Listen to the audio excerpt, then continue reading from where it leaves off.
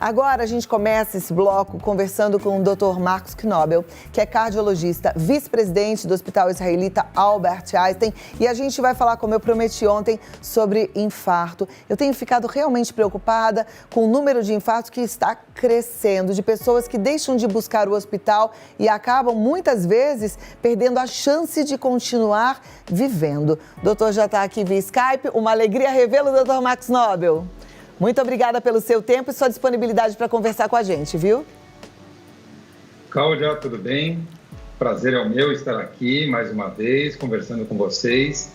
E vamos falar um pouquinho dessa questão do infarto do miocárdio e vamos correlacionar com a situação atual do Covid. E o que você falou agora realmente é muito importante, né?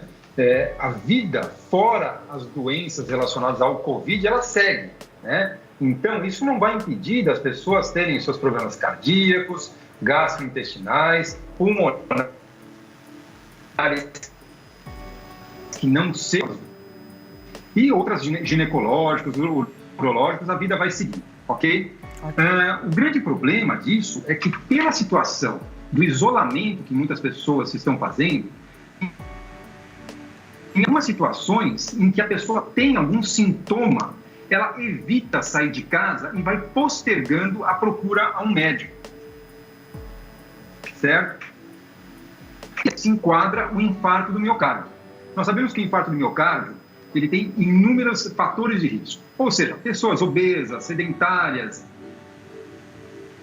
diabéticas, hipertensas, tabagistas, pessoas estressadas e com fatores familiares hereditários. Tudo isso são fatores que vão levar a uma pessoa poder ter um risco maior do infarto do miocárdio. E um dos fatores que eu coloquei é o estresse, né? Quem não está estressado nesse momento? Quer seja por fatores econômicos, né? O país também enfrenta uma crise econômica muito grave, e o medo de pegar a doença, o Covid-19. Não só o medo da pessoa, mas também o medo dos amigos, dos familiares pegar. Então, toda é uma situação que leva a pessoa a ter um quadro de estresse um pouco maior. Somando-se a isso, o fato da pessoa evitar de sair de casa. Eu tenho falado com muitos pacientes, e pacientes eles estão praticamente já há 60 dias, mais de 60 dias, sem botar o nariz fora de casa, ok? Então, tudo isso, somando-se, leva a um risco maior da pessoa estar tendo algum problema clínico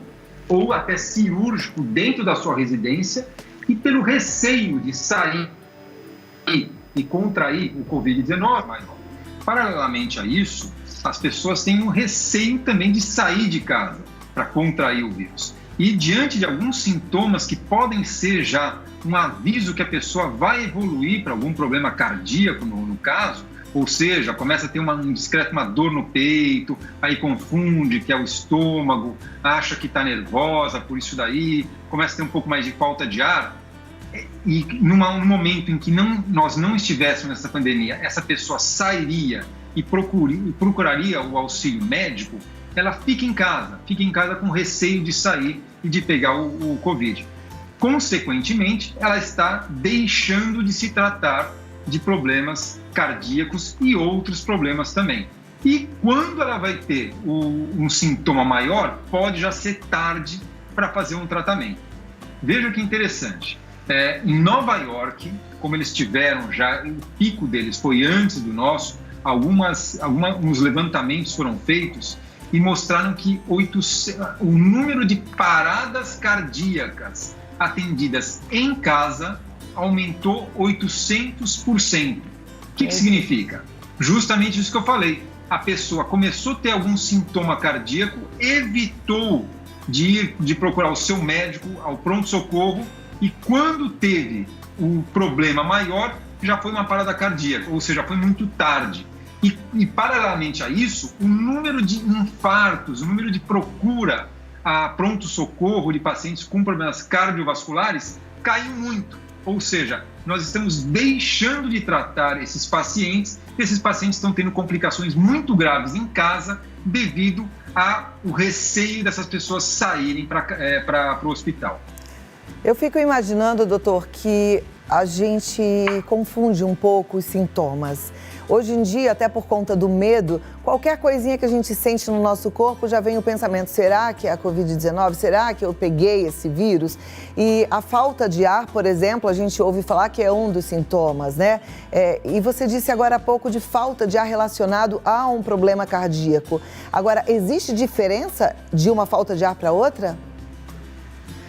Olha, a falta de ar, ela é multifatorial, certo? Você pode ter uma falta de ar relacionada a um problema cardíaco, uma falta de ar relacionada a uma asma, a problemas respiratórios como uma pneumonia bacteriana, ou também uma falta de ar relacionada ao Covid-19. E ainda mais, você pode ter uma falta de ar como ansiedade, a ansiedade levando à falta de ar. É muito difícil, às vezes, você fazer esse diagnóstico. A recomendação que eu sempre passo para os meus pacientes, para alguns amigos, é que tenha sempre um médico para poder trocar essas ideias e, em conjunto, definir o que é melhor. Muitas vezes eu converso com pacientes e diante de determinados sintomas, eu oriento eles a ficarem em casa. Vamos ficar em casa, vamos observar, vai entrando em contato comigo diariamente. Porém, em alguns pacientes, dependendo dos fatores de risco que essa pessoa apresenta, das comorbidades, das doenças que essa pessoa já tem de base, muitas vezes é importante essa pessoa ir até um pronto-socorro para fazer o diagnóstico diferencial.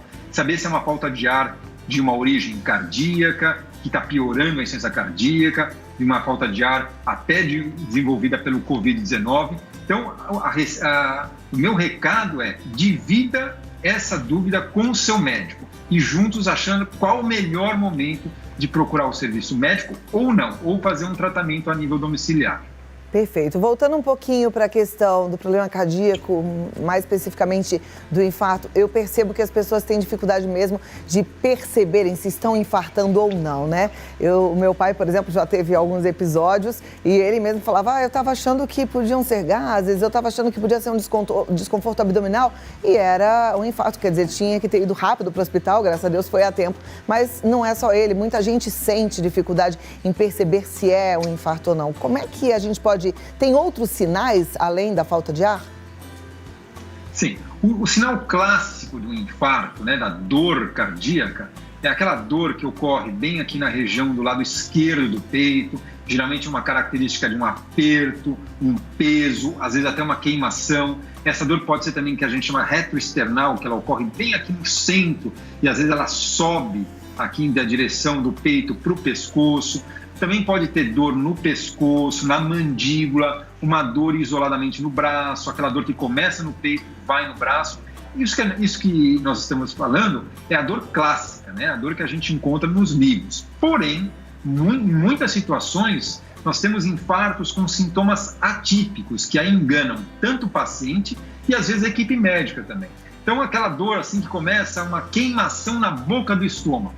Muitas pessoas acham que estão tendo um quadro de uma úlcera, uma gastrite, tentam tomar um antiácido e a dor não melhora, aí acham que comeu alguma coisa estragada ou é muito estresse que está levando a uma piora dessa gastrite.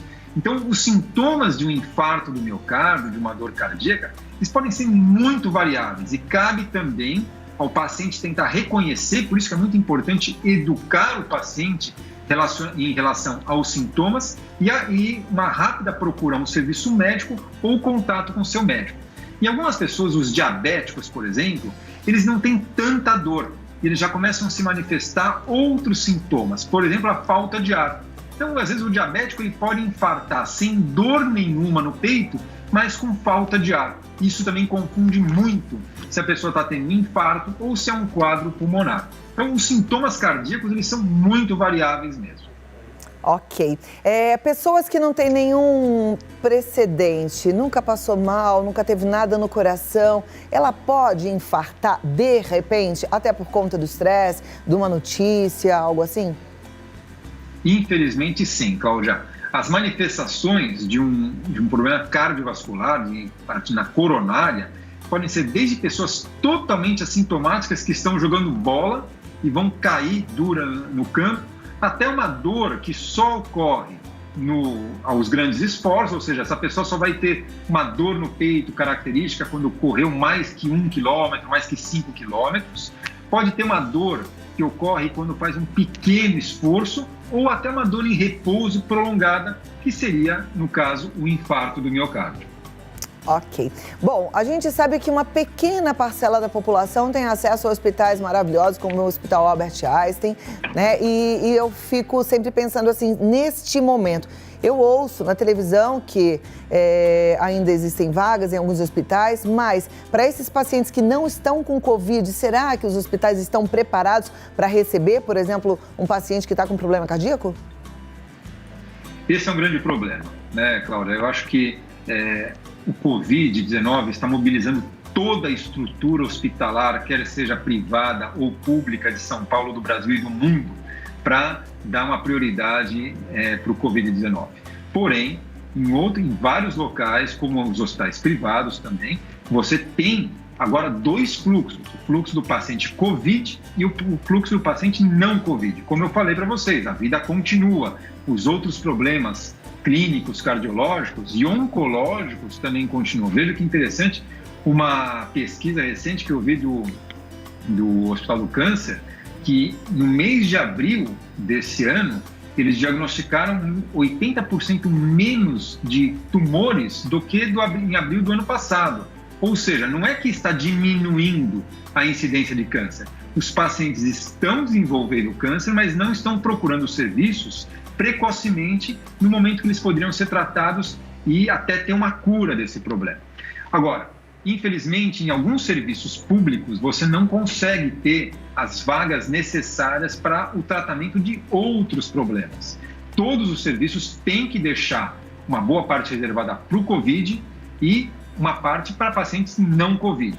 Porém, com não vamos dizer um colapso, mas com esse aumento progressivo da procura de leitos por pacientes com portadores de Covid, os leitos para pacientes não Covid, eles com certeza, eles ficam muito mais reduzidos do que em uma situação habitual. Mas é óbvio, isso serve para todos. Pacientes que têm acesso à rede privada, pacientes com acesso somente à rede pública, dependendo dos sintomas, eles têm que procurar um serviço para ser tratados, porque o problema que eles estão carregando pode ser um problema grave, mais grave ainda do que o Covid, e levar a um desfecho fatal. Ok. Sendo assim, queria te deixar agora com algumas considerações finais, mas queria que você priorizasse dicas para que a gente pudesse manter o coração o mais saudável possível, né? Então, serve, Cláudia, como todas as outras orientações como a gente faz, né? Então, combater os fatores de risco. Infelizmente, a gente tem aqueles fatores que são imutáveis, ou seja, a característica genética. Então, se você tem pai, mãe que tiveram problemas cardíacos precoces, isso daí você carrega, talvez, essa carga genética com você. Agora, todos os outros fatores, eles são mutáveis. Então, pessoas hipertensas, um bom controle da pressão, pessoas diabéticas, manter a glicemia bem controlada, o colesterol é fundamental também de estar bem controlado, cessação de tabagismo. O tabagismo é um fator de risco muito relacionado com problemas cardíacos, o estresse também, então o relaxamento, a pessoa ficar calma nesses períodos é muito importante. E veja, com uma atitude você consegue resolver, não vamos dizer assim, mas ajudar a controlar todos esses fatores, que é a atividade física. Com a atividade física você consegue